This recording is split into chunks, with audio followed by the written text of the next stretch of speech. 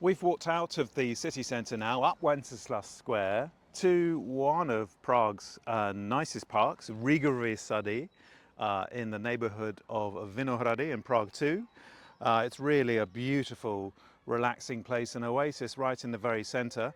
All I know about it is that it was named after that great 19th century figure, Alex František Riga, but that's about it. I don't know what was here before it.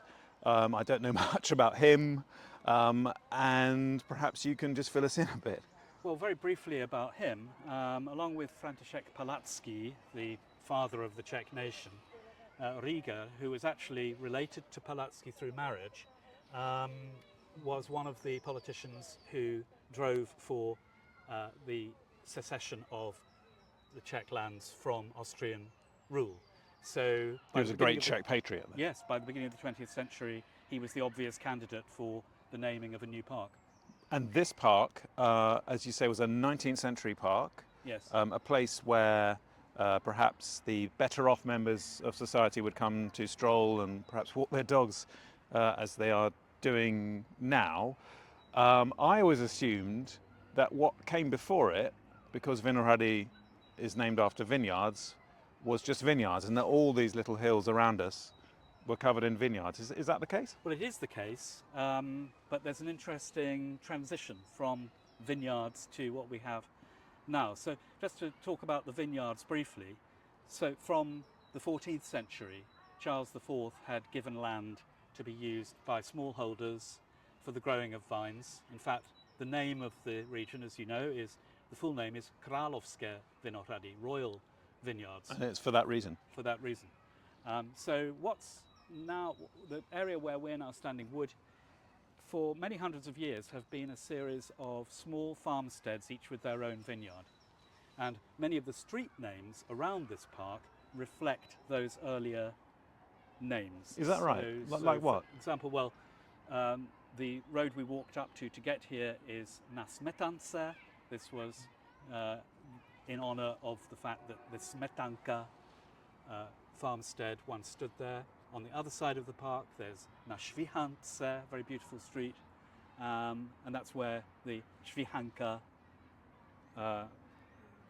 farm was. So all those streets are named after what were farmsteads in the 18th? Right up to the 18th century. Yes, 18th century, Okay. when things started to really change. Right. With this urbanization of Prague. And there's one further usedlost or farmstead that was here, which was actually called Andělka, and it was called that because at one time the land had been owned by our old friend Angelus of Florence. He of the monastery and the botanical garden that is now the post office. That is now the post office, exactly. So he had also been, as Charles IV's doctor, he must have been rewarded with a great deal of land, and this was part of it. Excellent. But you suggested there that there was something that came between the vineyards here and Riegrovy Sady Park. Yes. That we know today, which dates from the 19th century. So what was that? Well, actually a little bit earlier, so the very end of the 18th century, round about 1780, 1790, these farmsteads, particularly the Andělka, were acquired by an aristocrat of Italian origin. His name was Josef Emanuel de Canal, and he was introduced to this city because his father was the Sardinian ambassador to the Austrian Empire. And there's a great Italian connection to Czech history going back for centuries, isn't Absolutely, right back to Angelus of Florence, that first pharmacist we heard about. The pharmacists were followed by silversmiths in Kutna Hora. The silversmiths were followed by a wave of Italian architects from the Como region of northern Italy.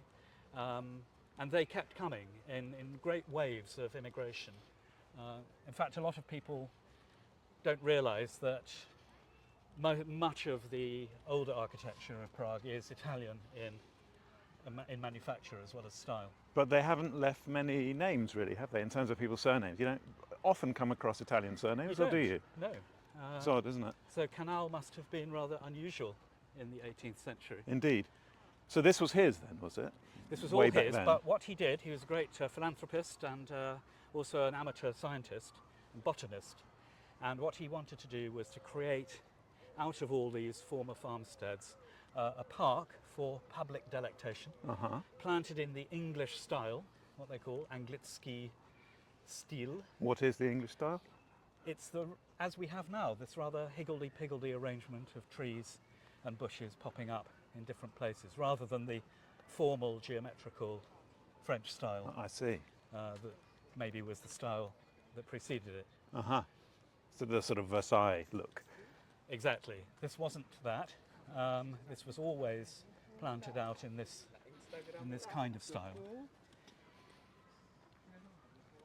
Okay, and as we can see in what was he, a count, an earl, in his gardens anyway, several hundred years later, now home to a number of preschools, I think, or at least one. So we can just see the kids walking by. So sorry, I interrupted you there, Alex. So you were talking about what's left, I think, of his garden, the remnants of Canal's garden. Yes. So he named, or the garden was named after him, Kanálka, and there are only a couple of remnants of it, and this is one. Aha. This truncated obelisk with a rather sort of peculiar little bas relief of a duck among the flowers. I think it's a duck. Yeah, I think that is a duck. It's an odd structure, though, isn't it? Because It is an odd structure, and there are various. It looks quite modern. It does. It's stone though, rather than concrete, and it was. The story behind it is well, like many Prague stories, rather inconsistent.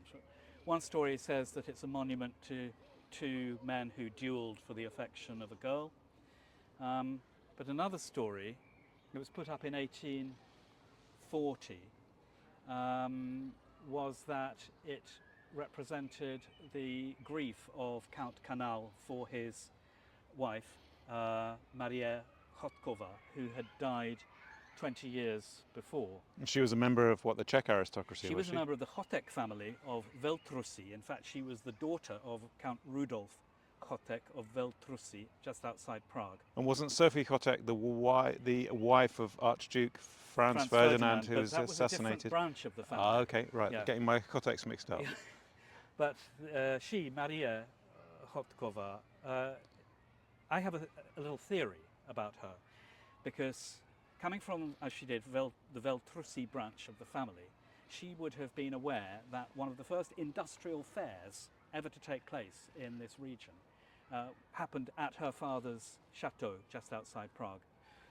This in turn gave birth to the first big industrial fair in Prague in 1791, which was associated with Mozart's visit to Prague and the coronation of Leopold the Second. So this woman would have come with this heritage and probably suggested to her husband, Count Canal, that he should have an industrial fair here in the garden as well. And there are records of that having happened. Right. And I think even lithographs of that industrial fair happening in the Kanálka gardens. So it was principally a place of pleasure for the aristocracy and their pets, but not the Jews. Not the Jews? Not the Jews. I think this was not simply a sign of those times, but a sign of all times, really, unfortunately. And Canal possibly particularly. But I What, were there signs up saying, you know, there was a no sign Jews? over the gate which said no dogs and no Jews. Wow, that's incredible. Yeah. And obviously, at the foot of the obelisk, as you say, this plaque with birds and flowers on it. I guess that's a reference to his interest in botany. Yes, I mean, he was as I say, an amateur natural scientist. He introduced a great many species of plant into the Czech lands, and the trees were principally oak and chestnut, modelled again on the English style. I don't know how old the trees are in the park today, but I mean, they're presumably nothing is left from that time. But I would very much doubt it. yeah, but there's certainly the variety Yes. of the trees here Yes. is a continuation of what the anti-Semitic Count Canal started here in these gardens almost 2 centuries ago. Yes. That's beautiful. Well, there we go. Good stories, aren't they? It's a great story, and so many stories in this amazing city that we live in. Yeah. So many of them. Filming. Yeah, sorry. It's a great story, and there's so many stories in this incredible city that we live in, and so many places, you know, we walk by every day and take for granted that perhaps what we see today was not here 100 years ago, or there are remnants of things that were here I suppose 100, the thing 200, that connects 300 all years the ago. places we've talked about is that many of them, the only surviving feature is the street name or something like that, or perhaps the flowers painted inside the post office, Right. just as a reminder. Absolutely. Well, there you have it. Alex, thank you very much indeed. And if you're interested in learning more about these and many other hidden places, Alex is, as I say, a tour guide to the Czech capital. Remind us of the website again. Praguestory.com. Okay, so do check that out if you're interested in one of those walking tours around Prague to learn more about the I city. specialise in small groups, so you're welcome to visit the website and find out more. Okay, Alex, thank you so much for your time, and what a beautiful day to record this video. Thank you, Rob.